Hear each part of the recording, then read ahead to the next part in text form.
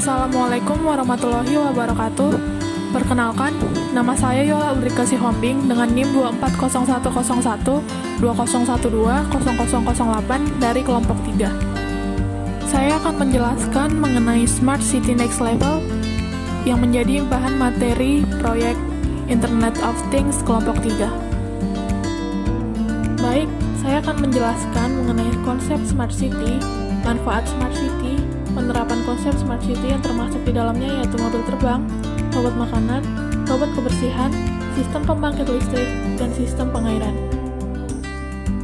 Yang pertama, konsep Smart City. Konsep kota cerdas atau yang biasa disebut dengan Smart City adalah sebuah konsep kota cerdas atau pintar yang dapat membantu masyarakat untuk mengelola sumber daya yang ada dengan efisien dan memberikan informasi kepada masyarakat dalam melakukan kegiatannya ataupun mengantisipasi kejadian yang tak terduga sebelumnya. Intinya, Smart City ini menerapkan teknologi informasi untuk menjalankan roda kehidupan yang lebih efisien. Kota cerdas atau Smart City mempunyai 6 dimensi diantaranya Smart Government, Smart Economy, Smart Life, Smart Living, Smart People, and Smart Mobility. Selanjutnya, saya akan menjelaskan mengenai manfaat dari konsep Smart City. Yang pertama, masyarakat akan merasa lebih aman. Hal tersebut dikarenakan pada Smart City sudah terdapat teknologi intelijen video analitik untuk mengurangi tindakan kriminal. Sederhananya, teknologi ini dapat menangkap data-data seperti plat nomor, deteksi benda tajam atau senjata, hingga teknologi pengenal wajah. Yang kedua, lebih efektif. Data yang terhimpun dari berbagai perangkat Internet of Things memungkinkan pemerintah untuk mengakses sejumlah informasi atau big data yang sebelumnya tidak tersedia. Data tersebut dapat ditindaklanjuti sebagai sebuah pertimbangan dalam mengambil keputusan yang lebih baik atau juga disebut Decision Support System atau DDS. Yang ketiga, mengurangi kerusakan lingkungan. Dengan dukungan teknologi IoT, pemerintah dapat menerapkan sensor kualitas udara yang mampu menyajikan data untuk melacak puncak waktu kualitas udara rendah, mengidentifikasi penyebab polusi, dan memberikan analisis data untuk menyimpulkan tindakan yang bisa ditempuh. Sensor tersebut dapat memberikan rekomendasi untuk mengurangi polusi udara, bahkan kota-kota dengan penduduk yang padat. Yang keempat, pelayanan publik. Masyarakat dapat merasakan kesejahteraan pada pelayanan publik, karena semua pelayanan publik memberikan pelayanan yang transparan dan memuaskan. Semua pelayanan publik dibuat dengan sistem sehingga lebih efektif dan efisien. Berikut adalah penerapan konsep. Yang pertama, mobil terbang. Yang kedua, robot makanan. Yang ketiga, robot kebersihan. Yang keempat, sistem pembangkit listrik. Yang kelima, sistem pengairan. Penerapan konsep Smart City yang pertama yaitu mobil terbang. Sarana transportasi pada kota ini mengalami kemajuan teknologi yang sangat pesat. Oleh karena itu, kami merancang sebuah mobil terbang yang memiliki konsep menggunakan jaringan Wi-Fi sebagai bahan bakar utama. Keunggulan lain dari mobil terbang tersebut adalah tidak membutuhkan lahan yang luas untuk tempat mendarat karena setiap sistem pada mobil sudah diatur sedemikian rupa sehingga mobil dapat mendarat dengan sempurna walaupun lahan pendaratan sempit. Selain itu, setiap mobil juga sudah dilengkapi dengan fitur parkir otomatis dan sudah terhubung dengan pusat keamanan kota. Jika pengendara melakukan pelanggaran, maka pusat keamanan kota akan langsung mengirim surat peringatan dan total denda yang harus dibayar oleh pengendara. Jika pengendara tetap melanggar, maka jaringan Wi-Fi yang digunakan sebagai bahan bakar mobil tersebut akan diputus secara sepihak oleh pihak keamanan.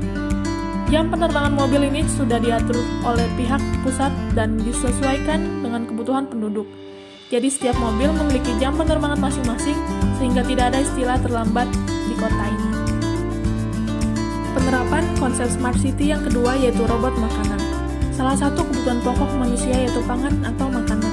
Pangan ini merupakan kebutuhan manusia yang harus dipenuhi dan bahkan menjadi bagian dari hak asasi manusia. Untuk mewujudkan ketahanan pangan, terdapat 3 aspek penting yang harus diperhatikan, yaitu aspek ketersediaan pangan, aspek distribusi, dan aspek konsumsi pangan. IoT dapat berperan penting dalam memenuhi salah satu hak asasi manusia ini. Distribusi kebutuhan pokok dapat diterapkan oleh perangkat-perangkat IoT tanpa harus menggunakan tenaga manusia. Di sini kami mengembangkan sebuah robot yang mampu mendistribusikan kebutuhan-kebutuhan pokok dari pemerintah kepada penduduk-penduduk setempat. Robot ini akan mengirimkan seperangkat kebutuhan pokok yang diperlukan oleh masyarakat seperti beras, gula, teh, minyak, dan sebagainya. Setiap awal bulan, robot-robot ini akan keluar untuk mengirimkan perangkat-perangkat kebutuhan pokok tersebut ke rumah penduduk yang sudah terdaftar di database pemerintah dan meletakkannya di setiap rumah yang terdaftar. Penerapan konsep smart city selanjutnya yaitu robot kebersihan. Dalam satu kota, terdapat robot-robot kebersihan yang bertugas untuk membersihkan seluruh kota dan mengambil sampah-sampah dari setiap rumah. Bak sampah akan diambil setiap hari, dan di dalam bak sampah tersebut terdapat sensor yang otomatis akan dideteksi oleh robot kebersihan. Robot ini dikendalikan melalui satu chipset atau otak buatan yang di dalamnya terdapat semua gerakan dan perilaku manusia. Chipset tersebut, jika dimasukkan ke dalam robot, maka robot tersebut akan berperilaku sama seperti manusia. Robot dilatih untuk beradaptasi dengan lingkungan. Jika robot sudah siap, robot selanjutnya akan diatur agar berbicara otomatis sesuai dengan apa yang masuk ke dalam otak buatannya. Robot ini akan langsung melaksanakan perintah untuk membersihkan kota dan mengambil sampah di setiap rumah. Penerapan konsep smart city yang keempat yaitu pada sistem pembangkit listrik. Konsep aliran listrik kali ini menggunakan pembangkit listrik tenaga surya yang akan diperbaharui. Berbeda dari yang biasanya kita ketahui, pembangkit listrik di kota ini hanya memiliki satu sumber penyimpanan tenaga listrik yang akan disebarluaskan ke seluruh penjuru kota dengan konsep teknologi terbaru. Permasalahan pembangkit listrik tenaga surya yang biasanya bekerja kurang maksimal ketika cuaca tidak mendukung tidak akan terjadi di kota ini. Hanya dengan cahaya matahari dan cahaya-cahaya lainnya, tak peduli terik atau tidaknya, panel surya akan selalu bekerja dengan baik. Kunci utama dari panel surya kali ini hanya ada pada cahaya. Selama ada cahaya, panel surya akan bekerja dengan baik. Selain itu, sistem pembayaran listrik di kota ini akan terhitung otomatis dan akan langsung masuk ke dalam tagihan rekening pengguna. Penerapan konsep smart city selanjutnya yaitu dalam sistem pengairan. Konsep pengairan ini mempunyai pusat yang berada pada satu titik yang kemudian dialirkan ke rumah-rumah melalui pipa yang sudah tertanam di bawah tanah.